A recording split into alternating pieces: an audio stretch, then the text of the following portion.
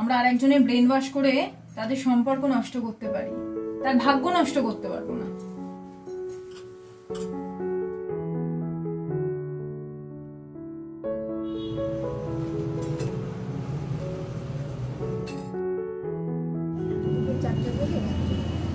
Hello বন্ধুরা, সকলকে অনেক স্বাগত জানাচ্ছি আমার চ্যানেলে আরও একবার। আশা করছি সকলে খুব ভালো আছো। আর আমি এখন দাঁড়িয়ে আছি এই যে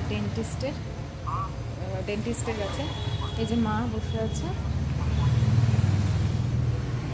মাকে অ্যাকচুয়ালি ডাক্তার দেখাবো। মায়ের দাঁতটা কতদিন ধরে খুব সমস্যা। আমি একটু আস্তে কথা বলছি, জানি না তোমাদের কাছে ভয়েস যাবে কিনা, আশা করি যাবে। আমার ফোনের ভয়েসটা ভালো, টাচউড।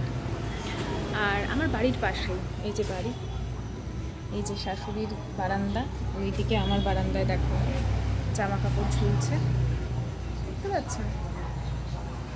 এটা আমাদের বাড়ি। এই যে পেছনে সিঁড়ি থেকে শুরু করে একদম সামনেটা এই যে সামনের বারান্দাটা আমার। এই আসতে কর বাবা। ভাবলাম আজকে এখান থেকেই ব্লগ শুরু করি। রাতে কি ডিনার বানাবো সেইটা শেয়ার করব তোমাদের সাথে। আর সব কিছু রেডি করেই এসেছি। ঘরদোরের অবস্থা খুব খারাপ, কারণ আয়ুষ্মানের তো এক্সাম চলছে। মা যতই থাকুক, আমার মাইন্ড প্রচণ্ড ডিস্টার্ব। তার উপর এসে এখানে বসে আছে, সময় নষ্ট হচ্ছে, এটাই হচ্ছে ব্যাপার। পরশুদিন মানে থেকে পরীক্ষা শুরু। লালটু মানে আমার বর যদি থাকতো সুবিধা হতো, আমি তাহলে ওকে নিয়ে চলে যেতাম, ও পড়তেও পারতাম। যাই হোক, বসি যতক্ষণ না হোক। এখনও ভেতরে পেশেন্ট আছে, ওই জন্যই ওয়েট করছি। অফিসে গেল। চলো বাড়ি যাই, তারপর তোমাদের সাথে দেখা হচ্ছে। তোমাদের সাথে তো এবার ঠিক করেইছি যে রুটিন ব্লগগুলোই শেয়ার করব, মানে morning to afternoon, afternoon to evening, আবার ইভিনিং টু নাইট। তো মাকে ডাক্তারের কাছ থেকে দেখিয়ে নিয়ে, মানে ডেন্টিস্টের কাছ থেকে দেখিয়ে নিয়ে আমি বাড়ি চলে এসেছে। তোমাদের বললাম না গিয়ে গ্রেভি চাউমিন বানাবো, তার বেশ কিছু প্রিপারেশন আমি করে রেখেই গেছিলাম। আর কি বলো তো, মার না দাঁতে ব্যথা হয়েছে, বেশ কিছুদিন হয়ে গেছে। জ্বর হয়েছিল, দাঁতে ব্যথা থেকে জ্বর এসেছিল। মা যার জন্য আগে আসতেও পারেনি। আসবার কথা অনেক দিন ধরেই, আমি বলছিলাম তুমি আসো, আমি তোমাকে দেখিয়ে দেবো যার কাছে আমরা দেখাই। তো মা আসতেই পারছিল না, এতটাই শরীর খারাপ ছিল। ওই জন্য মাকে আমি নিয়ে এসে তারপরে ট্রিটমেন্ট করাবো। তারপরে এখন ওই নভেম্বর মাস যেহেতু, আরও ওই বাবার পেনশনের ব্যাপারে যাওয়ার, লাইফ সার্টিফিকেট, সেই সমস্ত কাজগুলো করানোর আছে। তোমরা জানো প্রত্যেক বছর এগুলোতে নিয়ে যাই মাকে আমি। মায়ের ওভারঅল একটা ট্রিটমেন্ট, ওভারঅল টেস্ট সবগুলো এখানে এলে মাকে আমি করিয়ে দিই। তো যাই হোক, চলো আজকে গ্রেভি চাউমিনের রেসিপিটা তোমাদের সাথে শেয়ার করি। ডিনারে না সাধারণত আমি চাউমিনটা করে থাকি ম্যাক্সিমাম ক্ষেত্রে। ওই সন্ধ্যেবেলা অনেকে চাউমিন খায় না, আমরা জলখাবার হিসেবে অত ভারী কিছু সন্ধ্যেবেলা খেতে পারি না।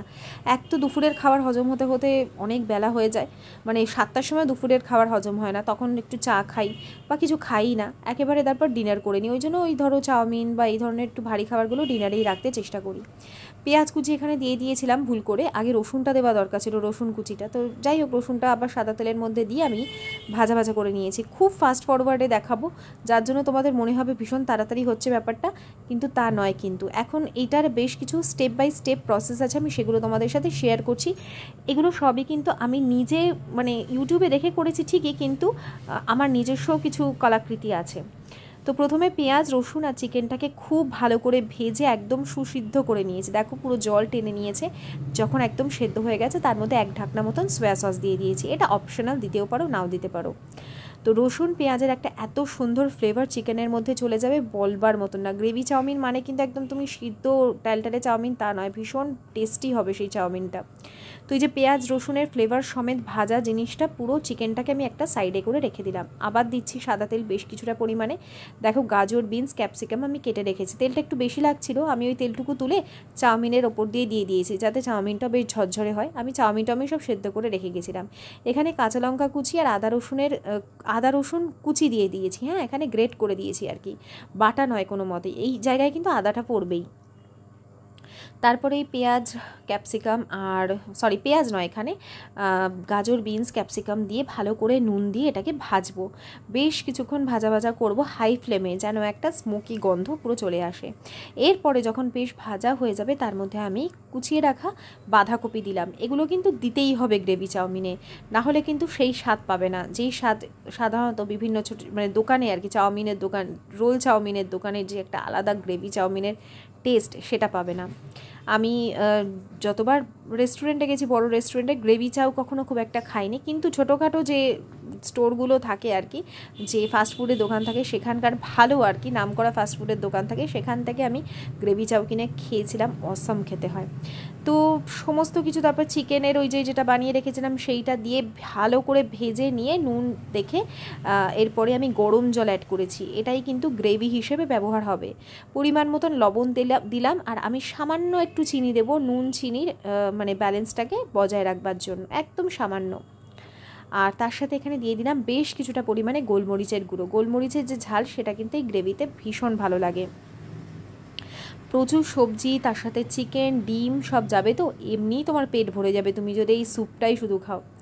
তো আমি সমস্ত কিছু দেখে নিয়েছি, একদম ঠিক আছে। এরপরে এটাকে একটু ঘন করবার জন্য আমি এর মধ্যে 1 চামচ মতন প্রথমে কর্নফ্লাওয়ার দিলাম। আসলে পরিমাণে বেশি আছে তো সেই জন্য আরও 1 চামচ পরে আমাকে অ্যাড করতে হয়েছিল। তোমরা যতটা পরিমাণে দরকার ঘন রাখার ততটা রাখতে পারো। আমার ঘরে কেউ ওই থকথকে গ্রেভি খেতে চায় না, সেই জন্য আমি খুব বেশি একদম মানে একদম গাঢ় যে গ্রেভি সেটা রাখি না, একটু পাতলার দিকে কিন্তু একটা অন্যরকম ঘন টেক্সচার সেই হিসাবে রাখি। তো এটাকে বেশ কিছুক্ষণ ফুটিয়ে নেওয়ার পর আমি এখানে কিছুটা পরিমাণে আজিনামোটো দিলাম। তোমাদের থাকলে দেবে, বা তোমাদের যদি মনে হয় যে আজিনামোটো খাওয়া ভালো না তাহলে একদমই স্কিপ করে যাবে। আমরা যখন খাই খুব রেয়ার আজিনামোটো খাই, এই সমস্ত খাবার হলে তবেই দিই, নাহলে এই যে এতবার চিলি চিকেন হয় আমি কিন্তু আমার ঘরে দিই না, কোনো রকমভাবেই আজিনামোটো দিই না, মানে খুবই রেয়ার খাওয়া হয়। তবে এইগুলোতে একটু না দিলে ঠিক টেস্ট হয় না। ওদিকে আমি ওটাকে ঢেকে রেখে দিয়েছি গ্রেভিটা। এরপরে চাউমিনটাকে সেদ্ধ করে রেখেছিলাম তেল মাখিয়ে, আরও সাদা তেল কিছুটা দিলাম আমি কড়াইয়ের মধ্যে। এরপরে এখানে বেশ কিছুটা গোলমরিচ আর স্বাদ মতো নুন আমি দিয়ে খুব ভালো করে ভাজা করব। ব্যাস, চাউমিনের কিন্তু এখানে আর কোনো রকম কাজ নেই। হ্যাঁ, আর ওদিকে আমি কিন্তু গরমে গ্রেভিটাকে বসিয়ে রেখেছি, গ্রেভিটা ফুটছে, মানে ওটা আরও ঘন হবে এবং তার স্বাদটা পুরো সবজি চিকেন সব কিছুর মধ্যে চলে যাবে। এর আগে আমি একদিন করেছিলাম, তার মধ্যে চিংড়ি মাছ দিয়েছিলাম, এবারে চিংড়ি মাছটা দেওয়া হয়নি, ছিল ফ্রিজে, ছোট চিংড়ি ছিল না, বড় চিংড়ি ছিল বলে দিইনি। ওটা দিলে তো আরও স্বাদ দ্বিগুণ হয়ে যায়, তখন আর চিংড়ি মাছ দিলে আর তোমার আজিনামোটো না দিলেও চলবে। এর মধ্যে তোমরা ওই মাশরুম দিতে পারো, ব্রকলি দিতে পারো, এখন তো বিভিন্ন সবজি আছে, আর তার সাথে সাথে বেবিকর্ন দিতে পারো, দারুণ লাগবে। তো এই ভাজা চাউমিনটাকে বাটির মধ্যে দিয়ে বেশ কিছুটা পরিমাণে গ্রেভি আর তার সাথে চিকেনের পিস, বড় বড় করে চিকেনের পিসগুলো কেটেছিলাম, আর এত স্বাদ লাগবে না খেতে, এই দিয়ে তোমার যে মনে হবে মনটা, আমার প্রাণটা ভরে গেল। আমি তো ভীষণ ভালোবাসি গ্রেভি চাও, হাক্কা নুডলসের থেকে আমার গ্রেভি নুডলস বেশি ভালো লাগে। আর ওই যে ভেজে রাখা যে ডিম সেটা উপর থেকে ছড়িয়ে দিলাম। তোমরা চাইলে গ্রেভির মধ্যেও কিন্তু ডিমটাকে ভালো করে ফুটিয়ে নিতে পারো, ওটাও খেতে খারাপ লাগবে না। তো মাকে আর আয়ুষ্মানকে বাটিতে করে দিলাম, এতে মাদের খেতে সুবিধা হবে। আগে আমি ওদেরকে দিয়ে দিলাম, আর একটু কাঁচা লঙ্কা দিয়েছি, তো এটা আয়ুষ্মানকে যেহেতু দিচ্ছি আমি কাঁচা লঙ্কাগুলো বেছে বেছে সরিয়ে দিচ্ছি। এখন ওকে একটু কাঁচা লঙ্কা গোলমরিচের ঝাল খাওয়াতে অভ্যেস করেছি। প্রথম খুব কষ্ট হচ্ছিল, কিন্তু আস্তে আস্তে অভ্যেস করিয়ে দিয়েছি। তারপরে আমি আর আশিস খাবো।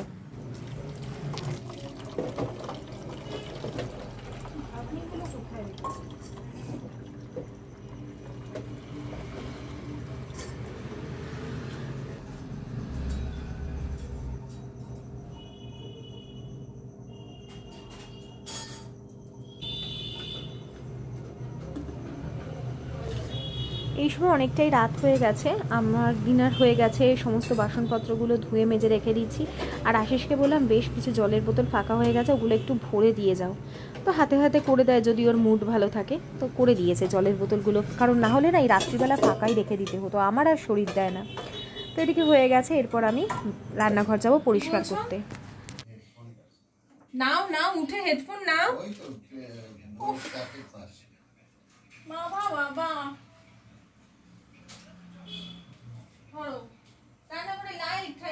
বারান্দার লাইট জ্বালিয়ে রেখে দিয়েছো, কি অবস্থা হয়ে যায় দেখো চাউমিন করলে, চারিদিকে ছড়িয়ে ভরিয়ে একাকার একদম।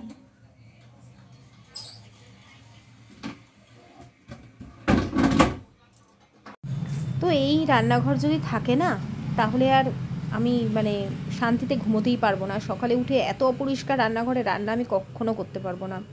সেই জন্য ভাবলাম যে যাই হোক, যতই যা হোক আমাকে এটা ক্লিন করে নিতেই হবে। আজকে সত্যিই আমি ভীষণ টায়ার্ড ছিলাম সকাল থেকে, কারণ আয়ুষ্মানের পরীক্ষা, সেই সমস্ত পড়ানো সব তো চলছেই না একের পর এক। আর এখানে ওই দুধ নয়, এখানে পড়েছিল যে ভাতের মার, সকালবেলা একটুখানি পড়ে গেছিলো, ওইটা জমে গিয়ে একদম একটা প্যাচ পড়ে যায়। তো সেটাকে টুকরো টুকরো আর কি পড়ে থাকে, সেগুলোকে খুঁচিয়ে ছুরি দিয়ে পরিষ্কার করে নিই। তো যতই রাত হোক এগুলো তো না কমপ্লিট করে শোয়া যায় না।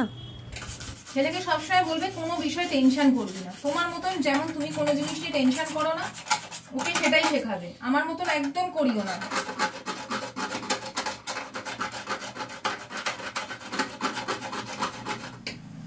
জীবনটা আমরা বড্ড সিরিয়াসলি নিয়েছি, কিন্তু সত্যি জীবনটা এত সিরিয়াসলি এত সিরিয়াস নেওয়ার কিচ্ছু নেই।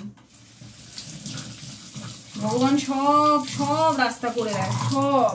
আমরা ভাবি এই কি করব, এই কি করব, সবার জন্য সব রাস্তা ভগবান করে দিয়েছে।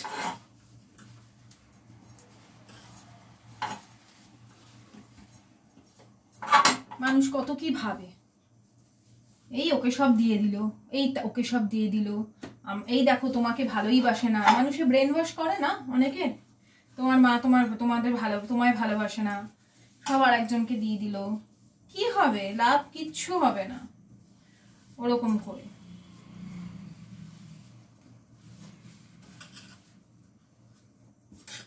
ভগবান যাকে যা দেওয়ার ভগবান ঠিক দেবেন। আমরা আরেকজনের ব্রেন ওয়াশ করে তাদের সম্পর্ক নষ্ট করতে পারি, তার ভাগ্য নষ্ট করতে পারবো না।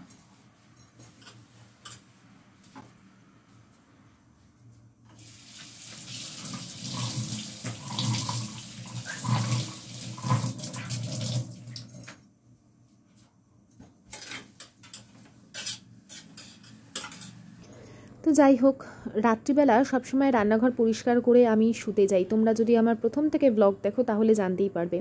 আর এই যে পরিষ্কার করলাম, এই যে জামাটা পরেছি, এটা এমনি আমার অনেক বছর আগের জামা এটা। তো মানে তখন আমি খুবই রোগা ছিলাম, মাঝখানে তো পরতামই না, এখন পরছি, খুব টাইট হচ্ছে, কিন্তু হয়েছে। এই ড্রেসটা খুবই টাইট হয়ে যায়, কারণ এটা আমার কিনেছিলাম তখন আমি অনেকটাই বয়সে কম। যখন বয়স কম থাকে তখন শরীরের স্ট্রাকচারও তো একটু অন্যরকম থাকে, তাই না? তো যাই হোক, আমি এদিকে সমস্ত পরিষ্কার করে মেজে ঘষে রেখে দিয়েছি, প্লাস এই যে ছোট্ট ডাস্টবিনটা সেটাও পরিষ্কার করে রাখবো। আর যেটা সব থেকে ইম্পর্টেন্ট কাজ রাতের আজকে, সেটা হচ্ছে এই যে কিচেন টাওয়েলগুলো, সেগুলোকে কাচা। আমাকে অনেকেই জিজ্ঞেস করেছো যে আমি কিভাবে পরিষ্কার করি, যেন দেখাই। কিচ্ছু না, শুধু গরম জল ফুটিয়ে নিই ইন্ডাকশানে, আর তার মধ্যে সার্ফ দিয়ে ভালো করে একদম টকবক করে ফুটিয়ে এটাকে বেশ কিছুক্ষণ রেখে দিই ঠান্ডা হওয়ার জন্য। তারপর ঠান্ডা হয়ে গেলে আমি এটাকে এই যে দেখো নর্মাল জল দিয়ে ভালো করে পরিষ্কার করে কেচে ধুয়ে মেলে দেবো। রান্না যখন সকালবেলা আবার ব্যবহার করব রান্নার ক্ষেত্রে, সেটা একদম পরিষ্কার একটা কাঁচা কাপড় থাকবে। আর অন্ন বলো বা যে কোনো খাদ্য বলো, সেগুলোকে তো আমরা মানে ঈশ্বরের দান হিসেবে দেখি। সবসময় পরিচ্ছন্নতা ওই জন্য বজায় রাখলে বলে মা লক্ষ্মী খুশি হন, ওই জন্যই বলে যে রাতে সবসময় রান্নাঘর পরিষ্কার করে রাখতে। এই ছোটো ছোটো জিনিসগুলো বড়দের কাছ থেকেই শিখেছি আর মেনটেন করে দেখেছি যে ভালো বই খারাপ হয় না। তো হয়ে গেছিলো, এরপরে আমি ঘরটার ঝাড় দিয়ে নিয়েছি, সেগুলো দেখালাম না, কারণ মা আছে, আয়ুষ্মান এবং আশিস দুজনেই শুয়ে পড়েছে এই সময়, অনেকটা রাত। আমি শুধুমাত্র এখন আমার যে মানে ব্রাশ করা এবং ফেস ওয়াশ করা, তার সাথে সাথে টোনার আর ময়শ্চারাইজার অবশ্যই অ্যাপ্লাই করা। তো আজকে ভিডিওটা খুব ছোট্ট করে ফাস্ট ফরওয়ার্ড করে তোমাদের সাথে শেয়ার করলাম। কেমন লাগলো জানি। আবার আসছি আগামীকাল। Tata, bye bye, sayonara.